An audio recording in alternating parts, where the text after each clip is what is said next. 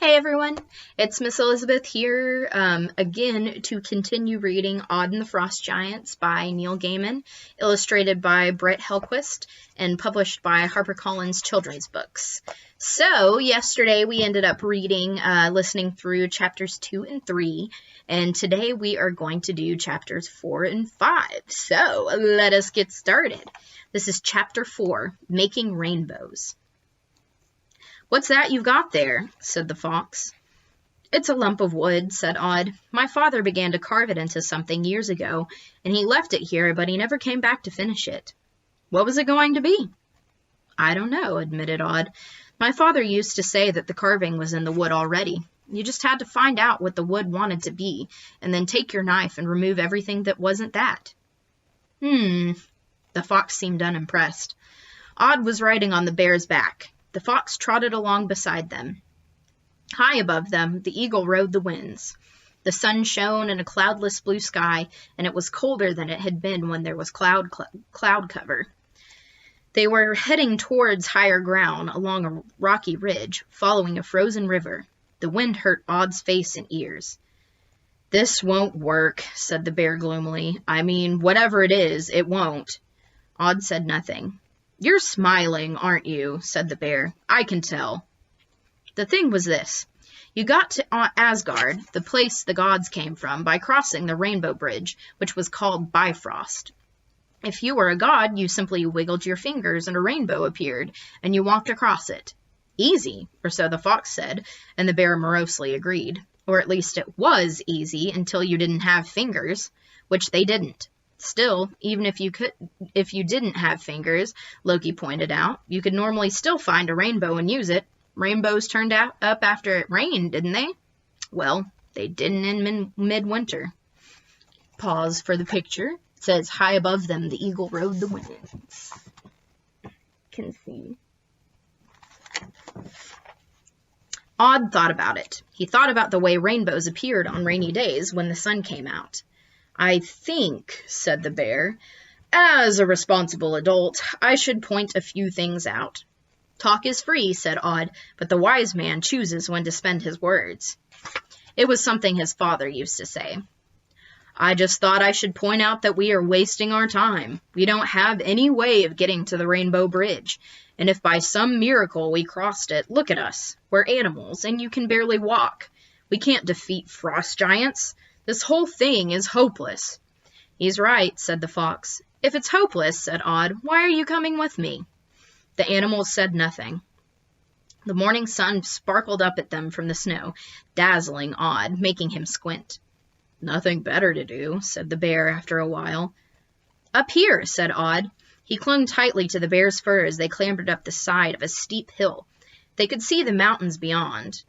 "Stop," said Odd. The waterfall was one of his favorite places in the world. From spring until midwinter, it ran high and fast before it crashed down almost 100 feet into the valley beneath, where it had carved out a rocky basin. In high summer, when the sun barely set, the villagers would come out to the waterfall and splash around in the basin pool, letting the water tumble onto their heads. Now the waterfall was frozen, and ice ran from the crags down to the basin in twisted ropes and great clear icicles. "It's a waterfall," said Odd. "We used to come out here, and when the water came down and the sun was shining brightly, you could see a rainbow like a huge circle all around the waterfall." "No water," said the fox. "No water, no rainbow." "There's water," said Odd, "but it's ice." He took the axe from his belt, pushed his crutch beneath his arm as he got down from the bear's back, and walked over to the ice until he stood before the frozen waterfall. He used the crutch to hold himself in position as best he could. Then he began to swing the axe.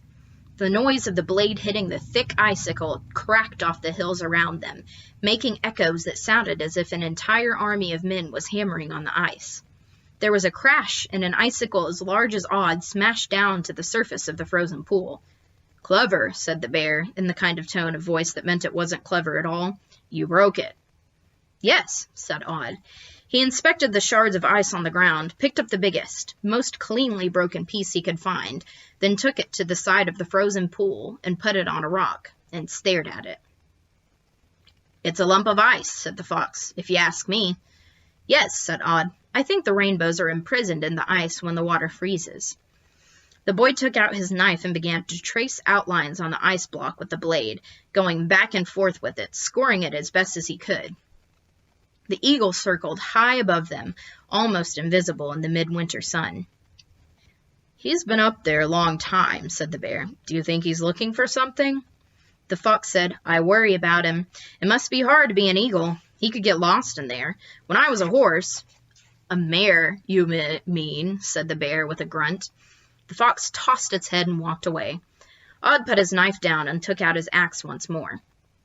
"I've seen rainbows on the snow sometimes," said Odd, loud enough for the fox to hear, "and on the side of buildings when the sun shone through the icicles. And I thought, ice is only water, so it must have rainbows in it too.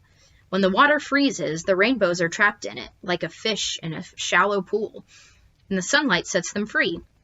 Odd knelt on the frozen pond. He hit the big lump of ice with his axe. This did nothing. The axe just glanced off the ice and nearly cut into his leg. "Do that again and you'll break the axe," said the fox. "Hold on." He nosed along the bank of the frozen pool for several minutes. Then he began scrabbling at the snow. "Here," he said. "This is what you need." He put his paw on a gray rock he had revealed. Odd pulled at the stone, which came up easily from the ground, and it proved to be a flint. Part of it was gray, but the other part, the translucent part of the flint, was a deep salmon-pink color, and it seemed to have been chipped. "Don't touch the edges," said the fox. "It'll be sharp, really sharp. They didn't mess about when they made those things, and they don't blunt easily if you make them well." "What is it?" "A hand axe. They used to do sacrifices here on that big rock over there, and they used tools like this to slice up the animal and to part the flesh from the bones." "How do you know?" asked Odd. There was satisfaction and pride in the fox's voice as it said, "Who do you think they were making sacrifices to?" Odd brought the tool over to the lump of ice. He ran his hands over the ice, slippery as a fish. Then he began to attack the ice with the flint. The rock felt warm in his hands, hot even. "It's hot," said Odd. "Is it?" said the fox, sounding pleased with itself. The ice fell away under the flint axe, just as Odd had wanted it to. He hacked it into a shape that was almost triangular, thicker on one side than on the other. The fox and the bear stood nearby watching. The eagle descended to see what was going on, landed in the leafless branches of a tree, and was still as a statue. Odd took his ice triangle and placed it so that the sunlight shone through it onto the white snow that drifted on the frozen pool. Nothing happened. He twisted it, tilted it, moved it around, and a puddle of light appeared on the snow, all the colors of the rainbow. "How is that?" asked Odd. "But it's on the ground," said the bear doubtfully. "It should be in the air. I mean, how can that be a bridge?" The eagle took off from the tree with a clap of wings and began to fly upwards. "I don't think he's very impressed," said the fox. "Nice try." Odd shrugged. He could feel his mouth pulling up into a smile even as his heart sank. He had been so proud of himself making a rainbow. His hands were numb. He hefted the stone axe, was about to throw it hard away from him, and then simply dropped it. A screech. Odd looked up to see the eagle plummeting towards them. He began to step back, marveling at the eagle's speed, wondering how the bird could pull out in time. It didn't pull out. The eagle hit the patch of colored light on the white snow without slowing, as if it was diving into a pool of liquid water. The puddle of color splashed and opened.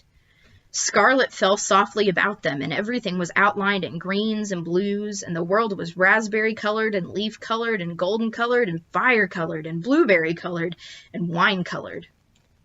Odd's world was colors, and despite his crutch, he could feel himself falling forward, tumbling into the rainbow. Everything went dark. Odd's eyes took moments to adjust, and when they did, above him was a velvet night sky hung with a billion stars. A rainbow arced across it, and Odd was walking on the rainbow. No, not walking. His feet did not move. It felt as if he were being carried up the arch, going upwards, forwards, uncertain how fast he was traveling, only certain that he was somehow swept up in the colors, and that it was the colors of the rainbow that were carrying him along. He looked behind him, wondering if he would see the snowy world he had left, but he saw nothing but blackness, empty even of stars. Odd's stomach gave a sort of a lurch. He could feel himself dropping, and he turned his head to see the rainbow fading. Through the prism of colors he saw huge fir trees, foggy and purple and blue and red, and then the trees came into focus and found their own color, a cool bluish green. As Odd tumbled off the side of a fir tree and down into a drift of snow, the scent of bruised fir tree surrounded him. It was daylight. He was wet and cold, but unhurt. He glanced up, but there was no sign of the rainbow bridge. Silently across the thick snow, the fox and the bear were walking towards him, and then with a rattle and a clatter, the eagle landed on a branch beside him, making the snow on the branch fall flump to the ground. The eagle looked less crazy now, thought Odd, and then it looks bigger. Where is this place? Asked Odd, but he knew the answer, knew it even before the eagle threw back its head and screamed, with delight and with relish and with keen, dark joy. Asgard! All right, Chapter 5, At Mimir's Well. Really, truly, with all of his heart, Odd had found that he wanted to believe that he was still in the world he had known all his life, that he was still in the country of the Norse folk, that he was in Midgard. Only he wasn't, and he knew it. The world smelled different for a start. It smelled alive. Everything he looked at looked sharper, more real, more there. And if there was any doubt, then he only had to look at the animals. You got bigger, he told them. You've grown. And they had. The fox's ears were now level with Odd's chest. The eagle's wingspan, when the bird preened in the sunshine, was as wide as a longship. The bear, which had not been small to begin with, was now the size of Odd's father's hut, enormous in its bulk and its bearishness. We didn't grow, said the fox, its fur the vivid orange color of a blazing fire. This is how big we are here. We're normal-sized. Odd nodded. Then he said, So this whole place is called Asgard, and the town we have to go to is also called Asgard, yes? We named it after ourselves, said the bear, after the Aesir. How far is it to your place? The fox sniffed the air, and then it looked around. There were mountains behind them, and a forest all about them. A day's travel, maybe a little more. Once we get through this forest, we reach the plain, and then the town is in the center of the plain. Odd nodded. I suppose we should get on with it, then. There will be time, said the bear. Asgard is not going anywhere, and right now I am hungry. I'm going fishing. Why don't you two build us a fire? And without waiting to see what would happen, the great beast lumbered off into the darkness of the forest. The eagle flapped its wings, loud as a small thunderclap, and it took off, circling higher and higher, and then followed the bear. Odd and the fox gathered wood, finding dry twigs and dead branches. Then Odd heaped them high. He took out his knife and sliced a point on a hard stick, put the point against a piece of dry, soft wood, preparing to rotate the stick between his hands to use the friction to make a fire. The fox eyed him, unimpressed. Why bother? It said. This is easier. It put its muzzle against the heap of wood, breathed on the twigs. The air above the twigs wavered and shimmered, then, with a crackle, the sticks caught fire. How did you do that? This is Asgard, said the fox. It's less solid than the place you come from. The gods, even transformed gods, well, there's power in this place. You understand? Not really, but not to worry. Odd sat beside the fire, and he waited for the bear and the eagle to return. While he waited, he took out the piece of wood his father had started to carve. He inspected it, puzzling over the shape, familiar yet strange, wondering what it had been intended to be, and why it should bother him so. He ran his thumb over it, and it comforted him. It was twilight by the time the bear brought back the largest trout Odd had ever seen.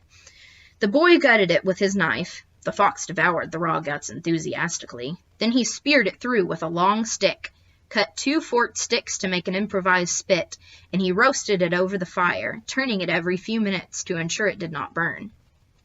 When the fish was cooked, the eagle took the head, and the other 3 divided the meat between them, the bear eating more than the other 2 put together. The twilight edged imperceptibly into night, and a huge, dark yellow moon began to rise on the horizon, achingly slowly. When they had finished eating, the fox went to sleep beside the fire, and the eagle flapped heavily off into a dead pine to sleep. Odd took the leftover fish and pushed it into a drift of snow, to keep it fresh, as his mother had taught him. The bear looked at Odd. Then it said casually, You must be thirsty. Come on, let's look for some water. Odd climbed onto the bear's broad back and held tight as it lumbered off into the darkness of the forest. It didn't feel like they were looking for anything, though. It felt like the bear knew exactly where he was going, that he was heading somewhere. Up a ridge and down into a small gorge and through a copse of trees, magical in its stillness, and then they were pushing through scratchy gorse, and now they were in a small clearing, in the center of which was a pool of liquid water. "Careful," said the bear quietly. "It goes down a long way." Odd stared. The yellow moonlight was deceptive, but still. "There are shapes moving in the water," he said. "Nothing in there that will hurt you," said the bear. "They're just reflections, really. It's safe to drink. I give you my word." Odd untied his wooden cup from his belt. He dipped it into the water and he drank. The water was refreshing and strangely sweet. He had not realized how thirsty he had been, and he filled and emptied his wooden cup 4 times. And then he yawned. "Feel so sleepy." "It's all the traveling," said the bear. "Here, let me." It pulled over several fallen fir branches at the edge of the clearing with its teeth. "Curl up on these." "But the others," said Odd. "I'll tell them you fell asleep in the woods," said the bear. "Just don't go wandering off. For now, just rest." And the bear lay down on the branches, crushing them under its bulk. The boy lay beside the animal, smelling the deep, bearish scent of it, pushing against the fur and feeling the softness and the warmth. The world was comfortable and quiet and warm. He was safe, and everything was enclosed by the dark. When he opened his eyes once more, he was cold and he was alone, and the moon was huge and white and high in the sky. More than twice as big as the moon in Midgard, thought Odd, and he wondered if that was because Asgard was closer to the moon or whether it had its own moon. The bear was gone. In the pale moonlight, Odd could see shapes moving in the water of the pool, and he pulled himself to his feet and limped over to look more closely. At the water's edge, he crouched down, made a cup from his hand, scooped up water, and drank. The water was icy cold, but as he drank, he felt warmed and safe and comfortable. The figures in the water dissolved and reformed. "What do you need to see?" asked a voice from behind Odd. Odd said nothing. "You have drunk from my spring," said the voice. "Did I do something wrong?" asked Odd. There was silence. Then, "No," said the voice. It sounded very old, so ancient Odd could not tell if it was a man's voice or a woman's. Then the voice said, "Look." On the water's surface he saw reflections. His father in the winter playing with him and his mother. A silly game of blind man's buff that left them all giggling and helpless on the ground.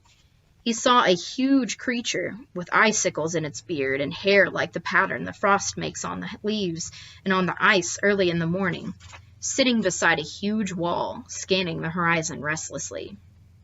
He saw his mother, sitting in a corner of the great hall, sewing up fat Elfred's worn jerkin, and her eyes were red with tears. He saw the cold plains where the frost giants live, saw frost giants hauling rocks and feasting on great horned elk and dancing beneath the moon. He saw his father, sitting in the woodcutter's hut he had so recently left himself. His father had a knife in one hand, a lump of wood in the other. He began to carve, a strange, distant smile on his face. Odd knew that smile. He saw his father as a young man, leaping from the longship into the sea and running up a craggy beach. Odd knew that this was Scotland, that soon his father would meet his mother. A pause to show this. Illustration, captioned, "He saw his mother sitting in a corner of the great hall, and her eyes were red with tears." There we go. He kept watching. The moonlight was so bright in that place. Odd could see what he needed to. After some time, he pulled out the lump of wood he had found in his father's hut and his knife, and he began to carve in smooth, confident strokes, removing everything that wasn't part of the carving. He carved until daybreak, when the bear crunched through the trees into the clearing. It did not ask what Odd had seen in the pool, and Odd did not volunteer anything. Odd climbed onto the bear's back. "You're getting smaller again," said Odd. This was no longer the huge bear of the previous evening. Now it seemed only slightly bigger than it had been the first time Odd had ridden it. "You've shrunk." If you say so, said the bear. Where do frost giants come from? Asked Odd as they bounded through the forest. Jotunheim, said the bear. It means giant's home. It's across the great river. Mostly they stay on their own side, but they've crossed before. One time, one of them wanted the sun, the moon, and Lady Freya. The time before that, they wanted my harem, Mjolnir, and the hand of Lady Freya. There was one time they wanted all the treasures of Asgard, and Lady Freya. They must like Lady Freya a lot, said Odd. They do. She's very pretty. What's it like in Jotunheim? Asked Odd. Bleak, treeless, cold, desolate. Nothing like it is here. You should ask Loki. Why? He wasn't always one of the Aesir. He was born a frost giant. He was the smallest frost giant ever. They used to laugh at him, so he left. Saved Odin's life on his travels, and the bear hesitated and seemed to think twice about whatever he had been going to say, then finished. He keeps things interesting. And then the bear said, Anything that you did last night, anything you saw. Yes? The wise man knows when to keep silent. Only the fool tells all he knows. The fox and the eagle were waiting beside the remains of the fire. Odd finished what was left of the fish. Then the bear said, Well, what do we do now? Odd said, Take me to the edge of the forest. You wait for me. I'll walk alone from there to the gates of Asgard. Why? Asked the fox. Because I don't want the frost giants knowing you 3 are back, said Odd. Not yet. They set off. I could get very used to traveling by bear, Odd said, but the bear only grunted. All right, so that's the end of chapter 5. And tomorrow I will go ahead and continue on to chapter 6. We've got 3 chapters left. This one's a little bit shorter than some of the others, so this one might just last us for the week, and that's okay. But I hope you guys enjoyed, and I will see you guys tomorrow for the continuation of Odd and the Frost Giants. Thanks, y'all. Good night. Bye.